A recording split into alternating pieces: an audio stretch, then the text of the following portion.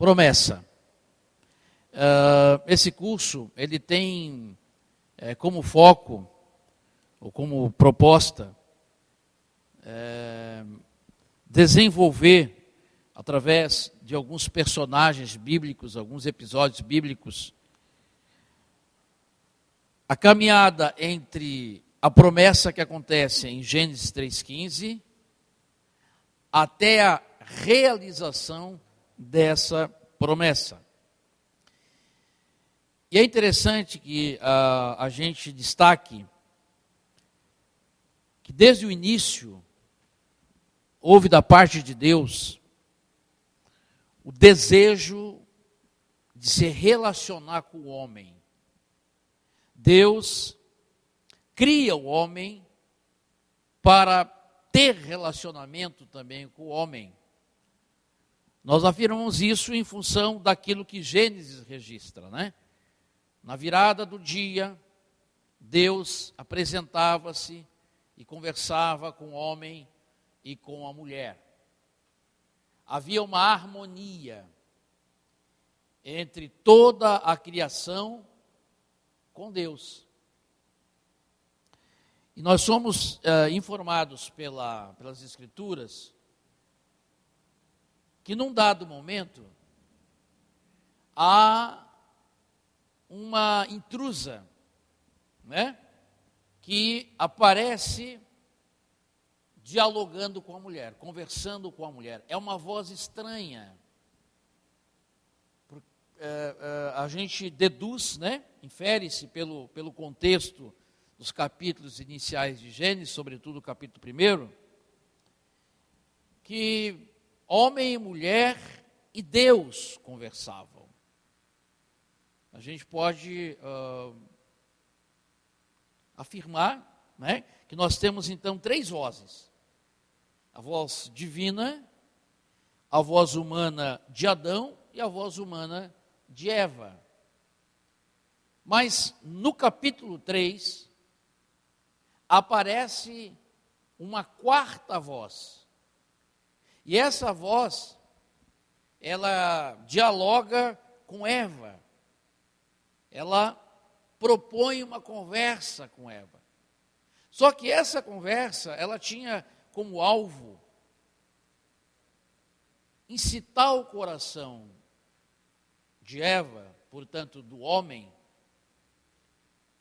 a quebrar um relacionamento com Deus através da desobediência.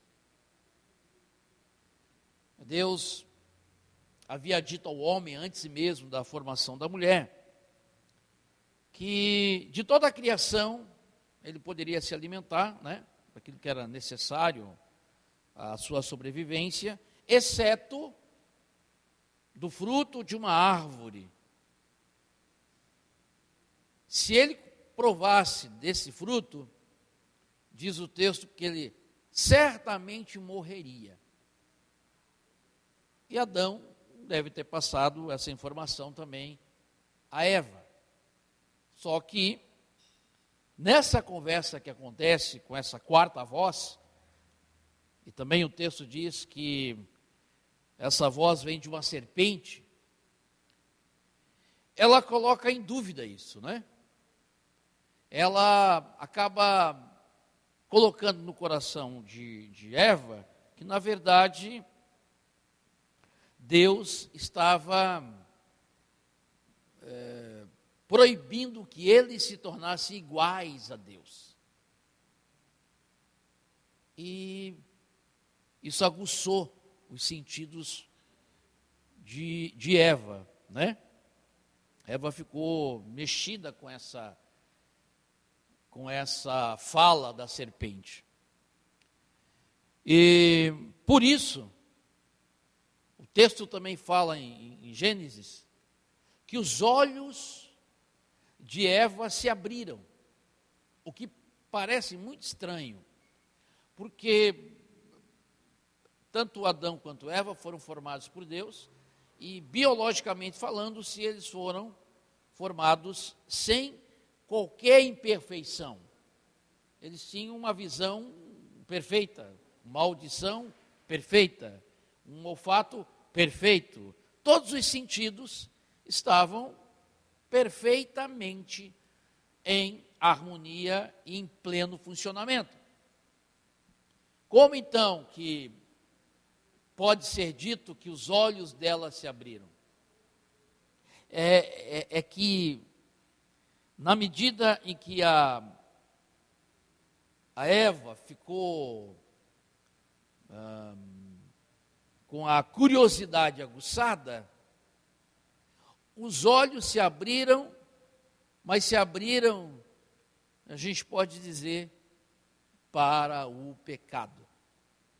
Porque o pecado impõe uma outra visão. O pecado propõe uma outra visão. O pecado, ele vai abrir o universo para o inverso das coisas de Deus. Nós podemos dizer exatamente isso. E aí, a informação que nós temos é que ela toma do fruto, come desse fruto e oferece a Adão. Adão, por sua vez, também come desse fruto.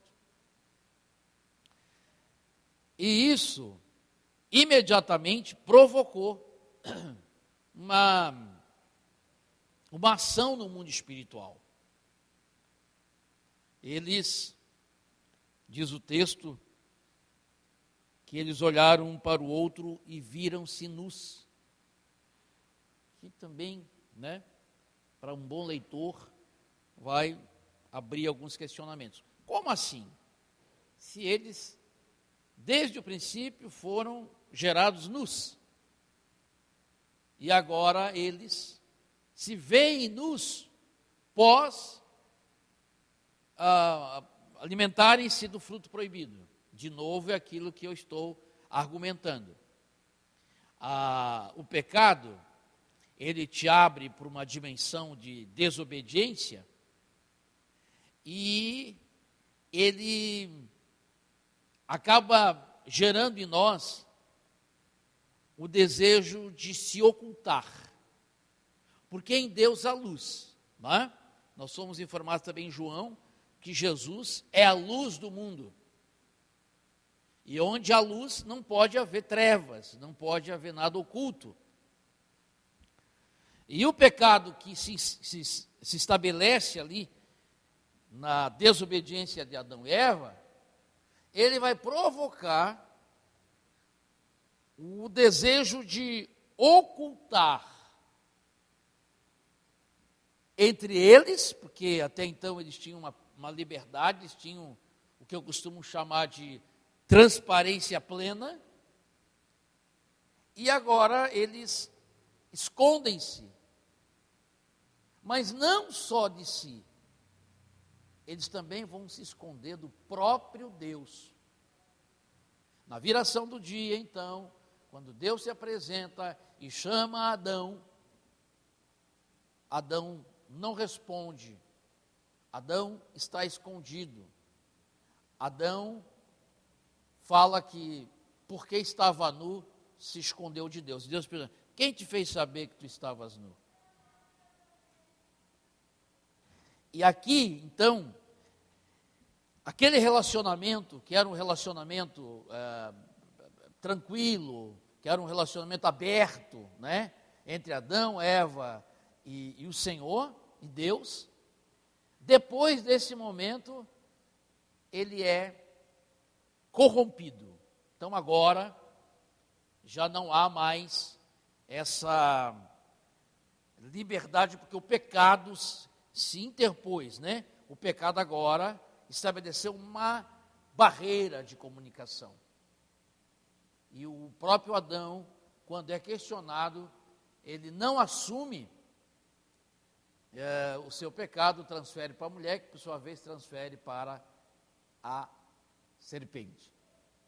Que nós temos a sentença que Deus agora vai impingir em cada um dos elementos que participaram dessa desobediência a Deus. Então, em Gênesis 3,15, está na página 4. Então o Senhor Deus disse à serpente: visto que isso fizeste, isto é, levaste a mulher a comer do fruto, a pecar, maldita és entre todos os animais domésticos, e o és entre todos os animais selváticos. Rastejarás sobre o teu ventre e comerás pó todos os dias da tua vida. Porém, inimizade entre ti, serpente, e a mulher, entre a tua descendência da serpente, e o seu descendente, isto é, o descendente da mulher. Este te ferirá a cabeça, ou seja, o descendente da mulher ferirá a cabeça da descendência da serpente. E tu, serpente, lhe ferirás o calcanhar. Então, está posto aqui, nessa sentença de Deus, que um nascido de mulher, porque é o descendente da mulher, vai ferir a cabeça da descendência da serpente. Então, nosso raciocínio é o seguinte: Deus irá providenciar um varão, um nascido de mulher, e esse nascido de mulher terá o poder de ferir a cabeça da serpente. E a partir de aqui, dessa sentença de Deus, ou desta promessa de Deus, é que a gente vai caminhar na Bíblia, é a trajetória que nós vamos adotar, até chegarmos à realização dessa promessa. É interessante, quando você adota na Bíblia um fio condutor, um personagem bíblico, um acontecimento bíblico, uma promessa bíblica, esse método de estudo é bom porque você vai transitar dentro da Bíblia, mantendo um fio condutor. Então você não vai divagar, você não vai ficar lendo versículos saltados, livros saltados. Você vai passar por vários livros, eu até diria que a maioria deles, da Bíblia. Isso vai te orientar, e você vai ver como Deus se revela processualmente. Deus, ele vai gradativamente trazendo o conhecimento, a revelação, a realização dos seus propósitos. Lembre-se de que nós estamos em Gênesis, capítulo 3, versículo 15. Então nós estamos bem no início. Gênesis é o primeiro livro da Bíblia e vai encerrar em Apocalipse. E essa promessa nós vamos acompanhar através da vida de alguns homens que a Bíblia vai relatando, que tem projeção, homens valorosos, homens valentes, homens de guerra, homens de fé, homens dotados de uma capacidade de liderança, homens com feitos que os fizeram tão notáveis, que eles estão lá no livro de Hebreus, capítulo 11, a maioria de nós chamamos esse capítulo especialmente de a galeria dos heróis, Lá estão destacados homens e mulheres como notáveis na realização das promessas de Deus. Pensando assim e agindo assim, nós vamos acompanhar então na vida de Eva, inicialmente, qual é o nascido dela que pode ser o descendente profeticamente, né, lançado aqui pelo Senhor. A informação que a gente tem é que a Eva, no capítulo 4, ela engravida e dá à luz a um menino de nome Caim. Caim. Acompanhando um raciocínio, Deus sentencia que é o descendente da mulher, nascido de mulher, é homem, é varão. Então, eu posso imaginar, eu posso pensar que já aqui no nascimento de Caim, a promessa vai se realizar. É Caim. Tanto é que no nascimento de Caim, a Eva exclama, a Eva está feliz, a Eva celebra que Deus a abençoou com um varão. Então, essa alegria da Eva nos dá a possibilidade de pensar que até a própria Eva diz, poxa, chegou, está aí, ó. O Senhor falou para a gente ainda estava no Éden, né? E ele disse que era isso aí, que era um nascido meu, do meu ventre, que ia ferir a descendência da serpente. Mas, o que acontece? Ela dá à luz a um outro homem, né, um outro varão de nome Abel. E lá pelas tantas, os dois vão oferecer um sacrifício a Deus. Aqui nós já estamos vendo assim, ó, e eu acredito que você, na medida que também for lendo, e for buscando, e for orando, e for estudando, você vai perceber que o homem agora,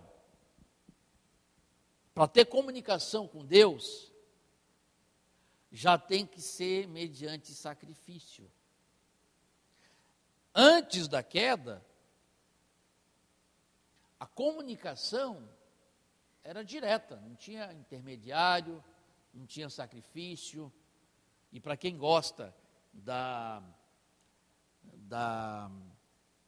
dos símbolos, né, que o tabernáculo traz, tabernáculo ou a tenda, né, de Moisés, tinha 3 lugares.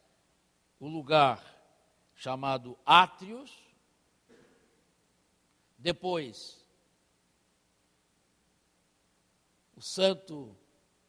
o lugar santo, né? E depois o lugar santíssimo, certo? Cada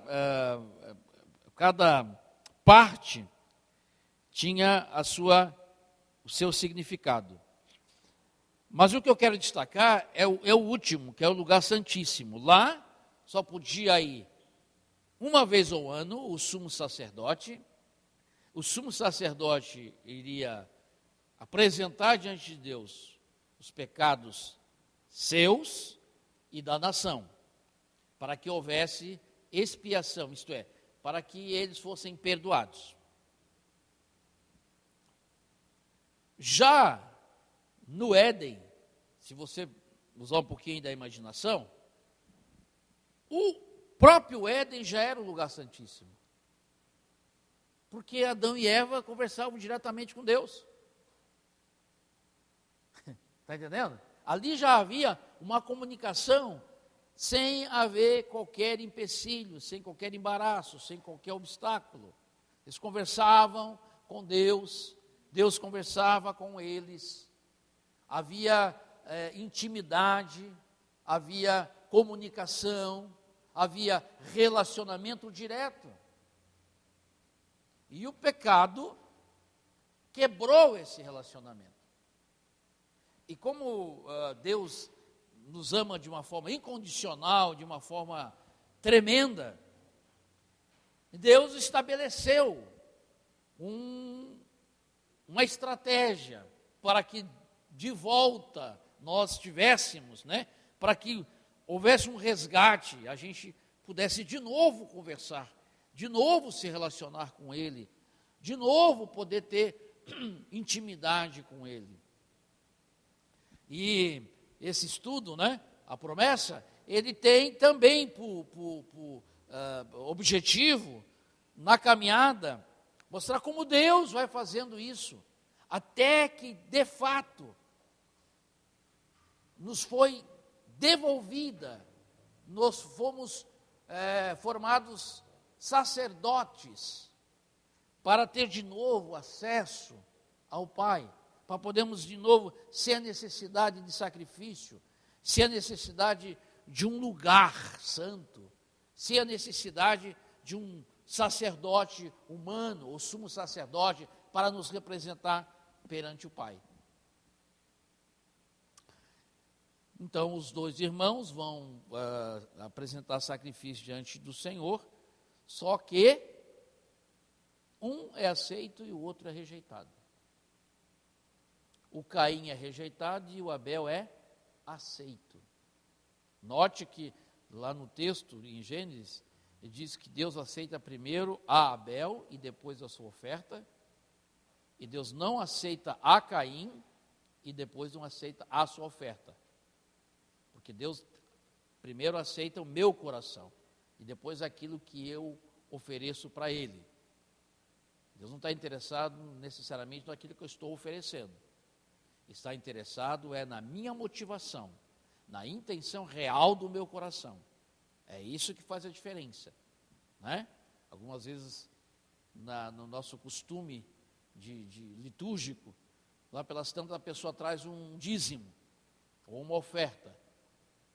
Não está necessariamente ligado ao valor da oferta do dízimo para ela ser abençoada.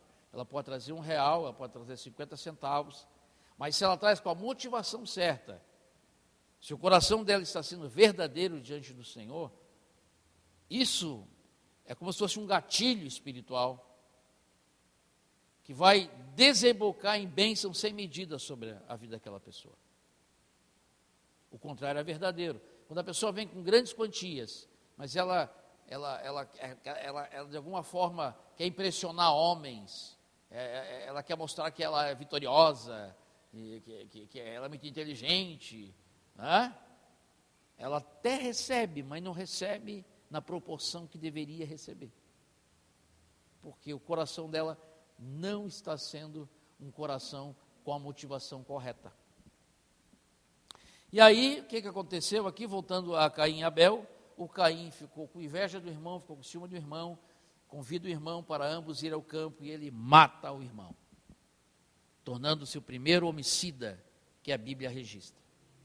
Então, poderia ser Caim o descendente da mulher que vai ferir a cabeça da descendência da serpente? Não, ele já está desqualificado, né? Quando ele maquina a morte do irmão, o próprio Deus faz uma interferência, mas ele não dá a mínima. O próprio Deus vai dizer assim: ei, por que estás com o semblante caído? Se procederes bem, certamente serás aceito. Agora, se procederes mal, o pecado jaz à tua porta.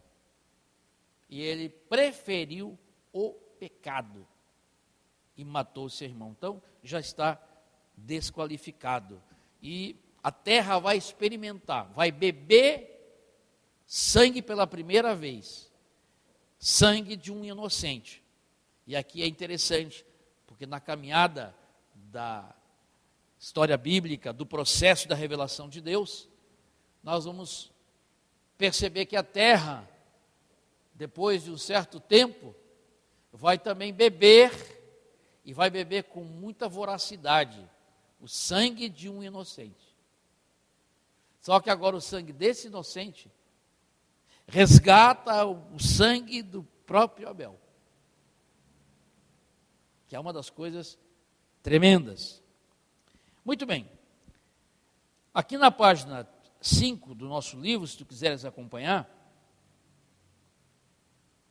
primeiro, segundo, terceiro parágrafo, diz assim: Adão tem outro filho chamado Sete, e algo passa a suceder com o nascimento do filho de Sete. Está escrito: a Sete nasceu-lhe também um filho, ao qual pôs o nome de Enos. Daí se começou a invocar o nome do Senhor. A ideia que a gente tem, então, que houve um período em que isso não acontecia. Aqui diz, daí se começou a invocar o nome do Senhor. É como se tivesse havido um certo silêncio. Então ninguém mais estava buscando de novo essa relação com Deus. Portanto, ninguém aqui estava credenciado a ser esse descendente. Depois nós somos informados, já próximo, no capítulo 6, de Gênesis, que algo aconteceu assustadoramente. É essa partezinha que eu destaquei aí, na página 5, que diz assim, viu o Senhor que a maldade do homem se havia multiplicado na terra, e que era continuamente mal todo o desígnio do seu coração. Então, se arrependeu o Senhor de ter feito o homem na terra, e isso lhe pesou no coração.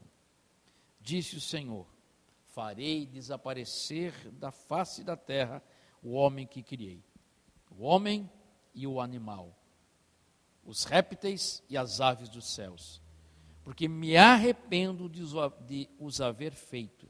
Porém, Noé achou graça diante do Senhor. Essa parte final especialmente nos interessa, porque diz assim, porém, Noé achou graça diante do Senhor. Noé é varão, Noé também é nascido de mulher. Seria então Noé? Estaria Noé no perfil determinado por Deus? Seria Noé então o homem, o descendente?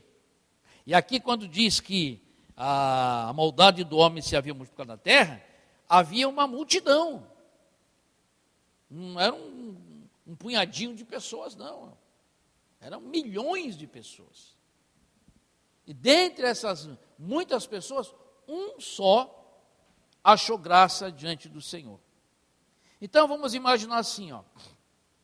Eu estou lendo, estou acompanhando o processo bíblico, a narrativa bíblica, eu estou acompanhando a revelação de Deus e suponhamos que eu não saiba do resto, Eu sou um leitor que começa agora a entender essas coisas, estou me inteirando agora dessas coisas, então é possível imaginar que eu também, enquanto leitor, opa, está aqui, ó, chegou o homem, é Noé. Noé vai ferir a cabeça da descendência da serpente e a Gênesis 3,15 se realiza. Aqui há de novo o retorno de uma relação com Deus plena, tal qual acontecia lá no Éden. De novo o homem vai ter o privilégio de conversar com o Senhor com o homem, e as coisas serão restauradas, e tudo vai ficar às mil maravilhas. Pior que não. E aí na página 6 eu até botei um subtítulo assim, sugestivo. Não é Noé. A despeito desta possibilidade, Noé, num belo dia, o que ele fez? Exagerou no vinho e se embriagou. Pronto, aqui já está fora, já está descredenciado, aliás, ele não pode ser o descendente, porque ele encheu a cara, ele se embriagou, e a gente sabe que a bebedice vai gerar tolice, vai pecar, vai fazer o que não deve. Eu acho que estava muito calor, porque ele resolveu tirar toda a roupa, ficou nu, e assim o texto diz que seu filho Cão o viu nu, e anunciou aos demais irmãos a nudez do pai. A partir daí, meu caro leitor, a relação familiar degringolou, pois Noé amaldiçoou a Cã e bendisse a Sem e Jafé. Está vendo? O pecado é isso. O pecado, ele gera dor, tristeza, quebra de relacionamentos, amargura, ressentimento, barreiras. Noé, que tinha, a princípio, né, a possibilidade de ser o descendente, então, já está fora. Os próximos capítulos da narrativa bíblica apontam para o crescimento dos habitantes da terra, os quais não desejavam se espalhar por toda a terra. Queriam manter-se como o único povo e ocupar o mesmo espaço geográfico. Para ratificarem sua desobediência e arrogância, os homens resolveram construir a Torre de Babel. Foi a deixa do homem para que nascessem os vários idiomas. Aqui tem outra coisa muito interessante. Em Gênesis 3,15, a gente observa a quebra de relacionamento entre homem e Deus. Nesse momento aqui, que é Gênesis 11, a informação que nós temos é que a quebra de relacionamento agora não é só entre o homem e Deus, mas vai acontecer entre os próprios homens. Então, o nível de afastamento está aumentando. As dificuldades, então, de se ter alguém que preencha os quesitos lá de Gênesis 3,15, torna-se ainda mais difícil. Porque a arrogância desses homens, registrado em Gênesis 15, é uma afronta a Deus.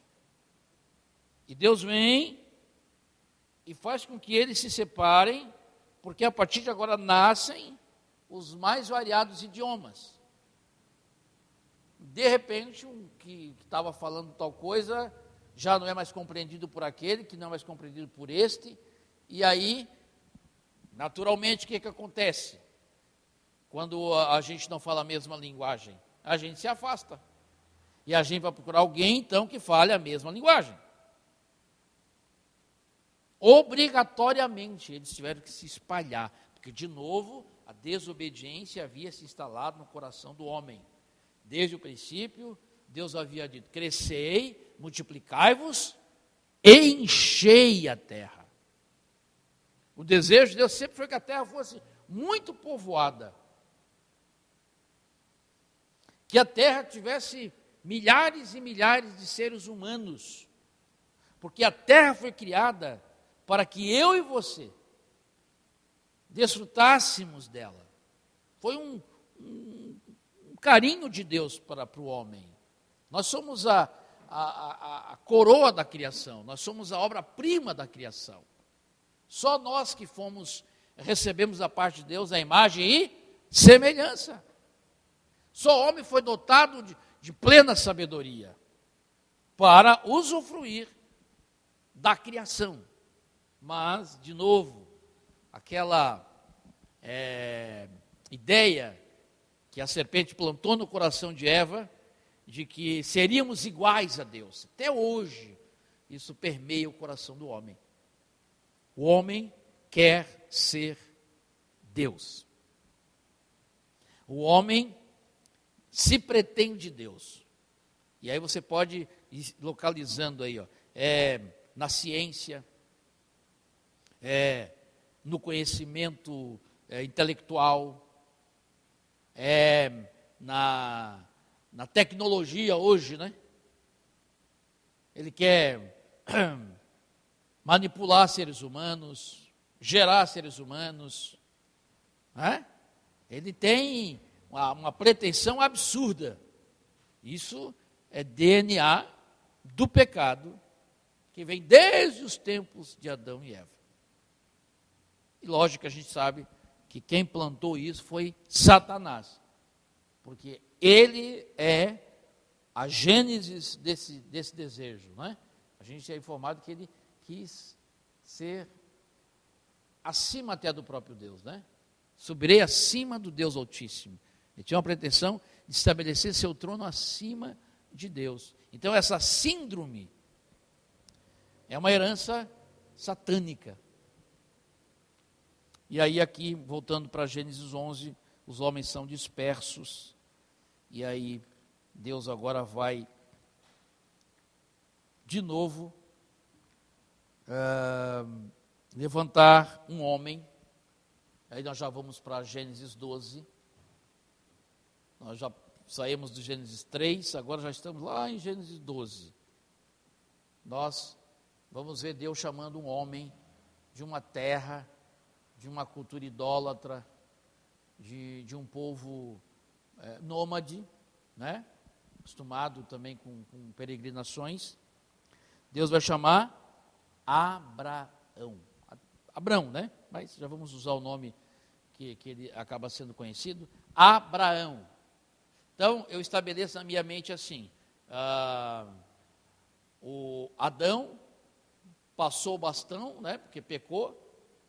Passou para o Caim matou, o Caim vai passar para o Noé, seguindo a nossa sequência aqui.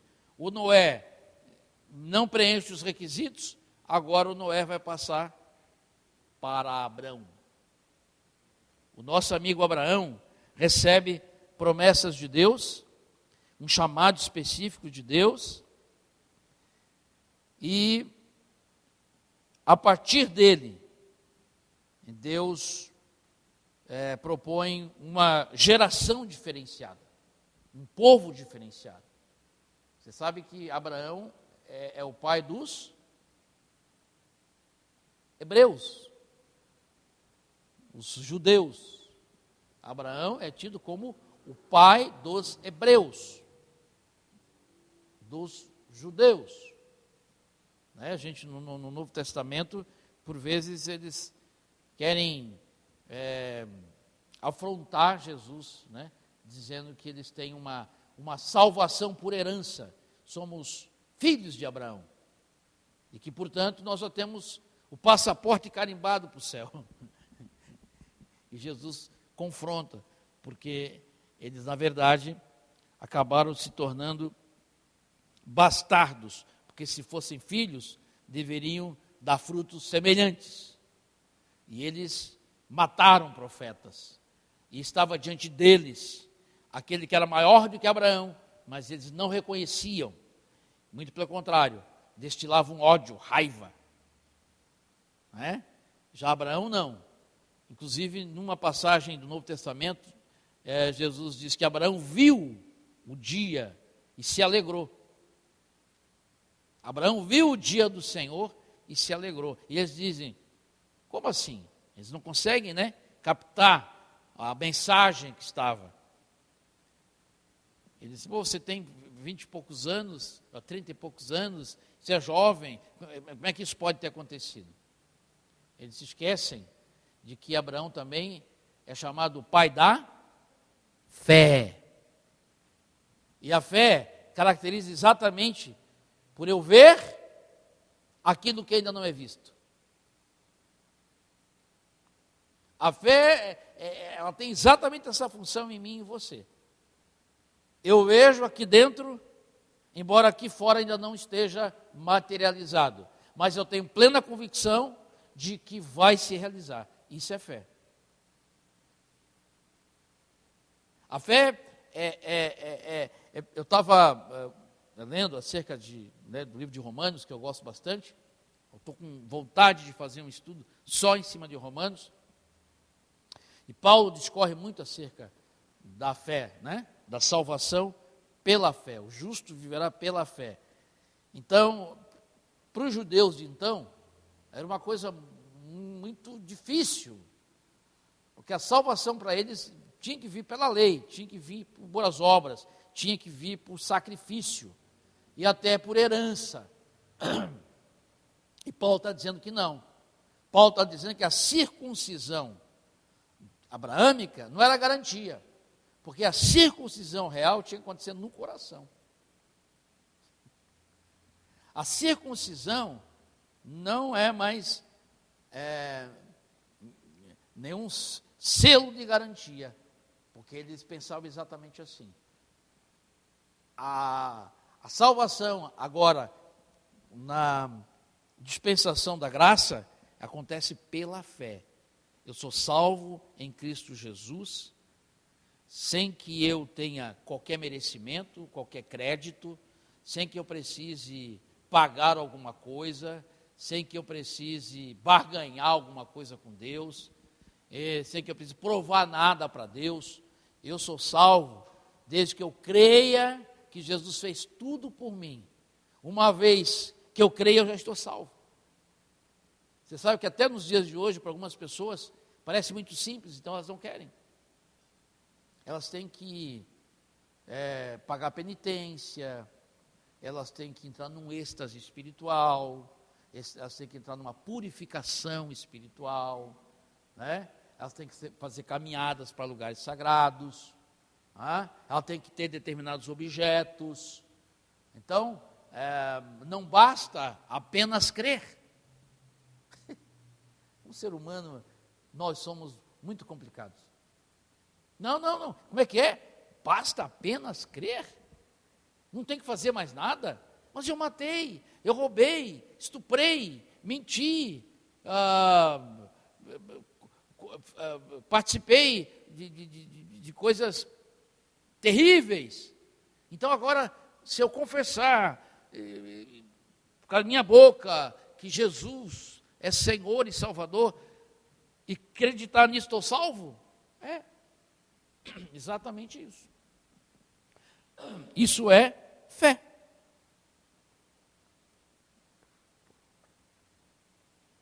A partir do momento que eu creio, já estou inscrito no livro da vida. Já nasço de novo. Eu já recebo as benesses da morte de Cristo e da sua ressurreição. É exatamente isso. Então imagina uma pessoa que está acostumada a sacrifício, a liturgia, está acostumada a sacramentos, está acostumada a toda uma coisa assim, mística. Ela não, a alma dela, as emoções dela, não recebem isso. Já estão viciadas. Tanto é que quando você fala para uma pessoa católica, Deus falou comigo. Como? Deus falou contigo? Deus pode falar contigo? Não, você é muito pecador, rapaz. Eu sou muito pecador. Por isso que eu preciso orar para o fulano de tal. Aí ele tem lá os seus...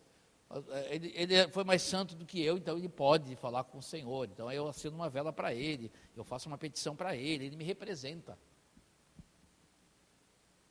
Na cabeça, isso dentro de uma pessoa não cristã, é inconcebível a ideia de eu ter um relacionamento direto com Deus.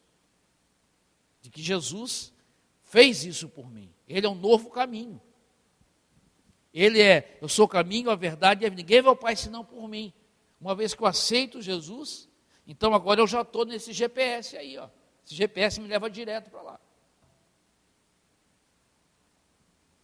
Muito bem, aí nosso amigo Abraão recebe a promessa, sai da sua terra, vem para Canaã, é um homem de fé, é um homem de bastante, assim, sábio, temente a Deus.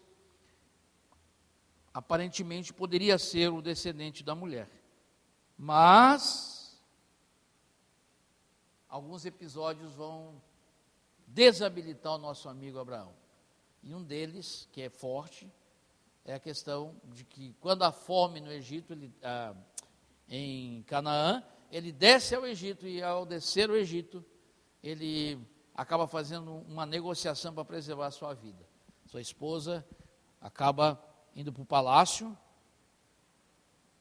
e ele é beneficiado com isso, né? E próprio Deus depois intervém, e eles descobrem que Sara era realmente esposa dele, não irmã, e isso acaba tirando o nosso Abraão dessa candidatura a ser o descendente. Poderíamos falar também do fato de que ele aceitou pegar um atalho. A promessa era que de Sara viria o herdeiro. E ele aceitou se deitar com Agar. E já outro indício é que Agar era egípcia. Então, já ia ter uma mistura de etnia. E Deus nesse processo, Deus já estava estabelecendo uma nação que lá na frente nós vamos conhecer como Israel, como o povo que deveria ser, os representantes de Deus aqui na terra e levar as outras nações a Cristo. Mas eles acabam não sendo os representantes, muito pelo contrário, são as dores de cabeça para Deus aqui na terra, escandalizando, apostatando, matando. Então nosso amigo Abraão não está qualificado. Mas podia ser o filho dele, podia ser o Isaac, porque o Isaac nasce de uma mãe estéril, de uma mãe de 90 anos, de um pai de 100 anos. Assim, esse episódio, poxa, um negócio espetacular, um negócio milagroso. Então pode ser, é isso aí, é o Isaac, não tem mais o que esperar. Já se passaram bons anos, é Isaac. Isaac é o nascido de mulher, ele está plenamente preenchendo lá a promessa em Gênesis 3,15. O próprio pai passa o bastão para ele, é você. Mas, de novo, quando nós temos um episódio em que, por fé, nós devemos nos portar, nós somos incrédulos, e o Isaac não vai fazer muito diferente com a sua esposa Rebeca. Ele também vai usar uma estratégia semelhante à do pai. As coisas estão difíceis, vamos ler aqui, na nossa apostilinha, está na página 8.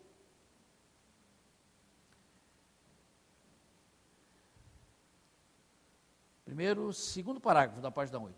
Em passagens bíblicas, Isaac se apresenta como um homem cujas limitações e pecados são apresentados.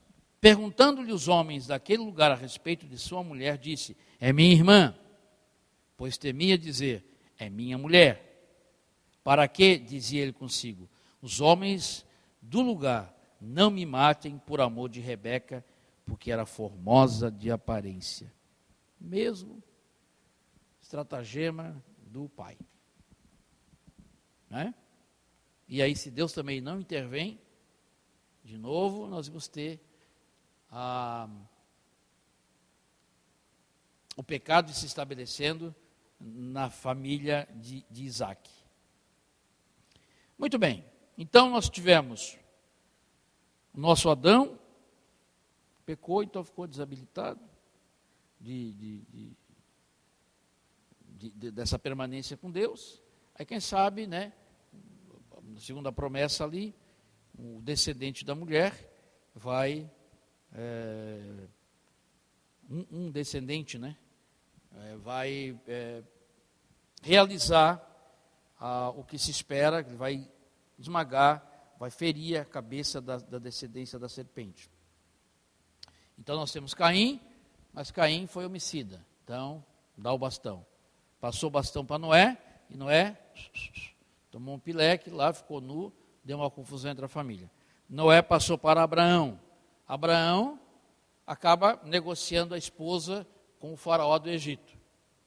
Agora Abraão passou para Isaac. Isaac, não diferente do pai, também acaba querendo negociar a esposa. Até aqui ninguém está habilitado. Quem poderia ser então? Aí nós somos informados que Isaac e Rebeca têm gêmeos, não é isso? 2 homens. Opa, quando aparece varão, pode ser o descendente. Nós temos Esaú e Jacó. Só que tanto um quanto o outro, já nos primeiros momentos da narrativa, já estão desabilitados. Esaú era temperamental, Esaú vendeu a primogenitura por um prato de lentilha, Esaú casou com cananeias, que não deveria ter casado com a sua parentela, e o Jacó, lá numa trama com a mãe, resolve passar a perna no pai, porque ele queria a bênção sobre si, queria a herança da primogenitura, queria receber a unção que repousava sobre o pai. Então, estão desabilitados. O Jacó tem, na sua trajetória, 4 mulheres. 4 mulheres. Essas 4 mulheres vão lhe dar 12 homens e uma mulher. Que às vezes ninguém fala dessa mulher, mas teve a Diná. Tá? Dentre os 12, um se destaca. Quem é esse um? José. José é um garoto que tem do pai uma afeição diferenciada. José é um garoto que tem um dom, que é de interpretar sonhos. José, principalmente nos sonhos que ele tem, ele percebe que vai ser alguém de vulto, alguém que vai ter uma projeção, principalmente entre os familiares. Mas aqui, já no início, quando ele começa a ter esses sonhos, percebe-se que ele é um garoto com o nariz empinado. Ele é um garoto soberbo. Por que a gente pode dizer isso, pastor? Se você ler a trajetória ali de José, você vai ver, ele teve o primeiro sonho, ele conta para os irmãos, e os irmãos ficam com muito ódio, muita raiva. Eles não recebem aquilo com alegria, porque é visível que todos estão ao redor e todos vão se prostrar, e que ele mantém-se em pé, e que, portanto, ele está sendo sinal de autoridade sobre os demais. Ele não é primogênito. Quem é o primogênito? É Rubens. Ele não tem, aparentemente, dentro da família, nada, a não ser o carinho do pai, que pudesse autorizar a exercer autoridade sobre os outros, né? Pudesse habilitar, né? Para ter autoridade sobre os outros. Então, esses sinais na alma, no caráter de José, desabilitam também José. José sim vai ser usado, José sim vai ser um personagem notável, mas o nosso amigo José, ele não vai preencher o perfil para ser o descendente de mulher que vai esmagar ou ferir a cabeça da descendência da serpente.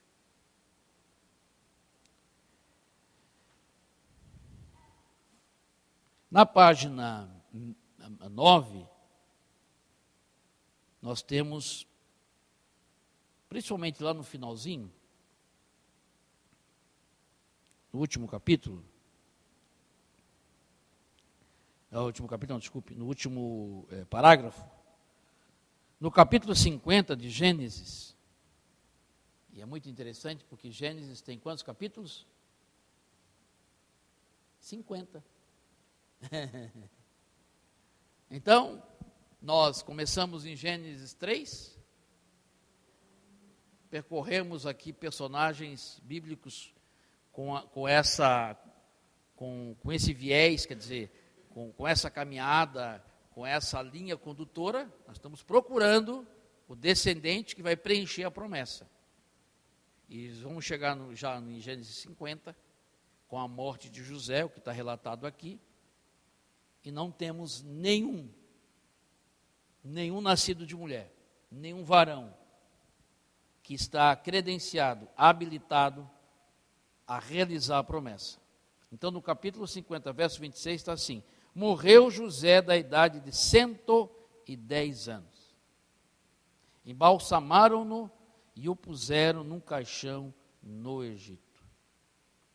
Temos o registro da partida de José e a promessa messiânica ainda sem ser manifestada. Então, de novo eu digo assim, imaginando um leitor principiante, né, que está buscando, como eu e você, o descendente, ele vai fechar Gênesis com uma certa frustração. Muitas coisas bacanas nesses personagens que a gente, né, deu um destaque especial, mas homens com pecados, homens com falhas no caráter, homens com embaraços familiares. A gente não comentou aqui, mas uma das coisas que visivelmente se percebe, a começar pela própria família de Adão, é uma dificuldade de relacionamento familiar. O pecado, ele atinge, e até hoje, nos dias, né? Até hoje, ele tem, pastor Júnior, uma ação corrosiva no meio da família. Haja vista o que aconteceu com Caim e Abel. Haja vista o que aconteceu na família de Noé. Haja visto o que aconteceu na família de Abraão. Nós tivemos ali Ismael brigando e ridicularizando o irmão Isaque, a ponto da Sara dizer para Abraão: despede essa mulher, eu não quero não, o filho dela não vai aqui estar com meu filho não. Porque em algum momento ela viu que Ismael estava, a gente do interior, caçoando do Isaque, estava botando o Isaque de bobinho, e ela não gostou desse negócio. Logo depois, nós vamos ser também na família de Isaque. Esaú, quando, né, tem conhecimento do que aconteceu, quer matar o irmão. E eles ficam separados 20 e poucos anos, e mesmo depois, quando ele vem para restaurar, eles não seguem o mesmo caminho. E aí, na família de Jacó, nós também temos esse problema entre os irmãos.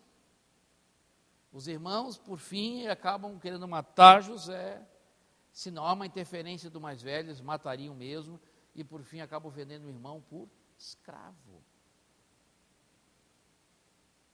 Então, o pecado, ele tem essa ação destruidora de uma forma muito potencializada no meio da família.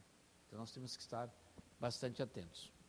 E na nosso próximo encontro, nós vamos na página 10, né? Nós vamos começar a falar acerca de um homem que escreveu 5 livros, né? Pelo menos é o registro, a autenticidade que se dá, é o que a história aponta, né? Os estudiosos. Ele compôs os 5 livros iniciais, primeiros da Bíblia, que é o Pentateuco. Então, na próxima aula, a gente se encontra aqui, tá? Deus abençoe e um abraço.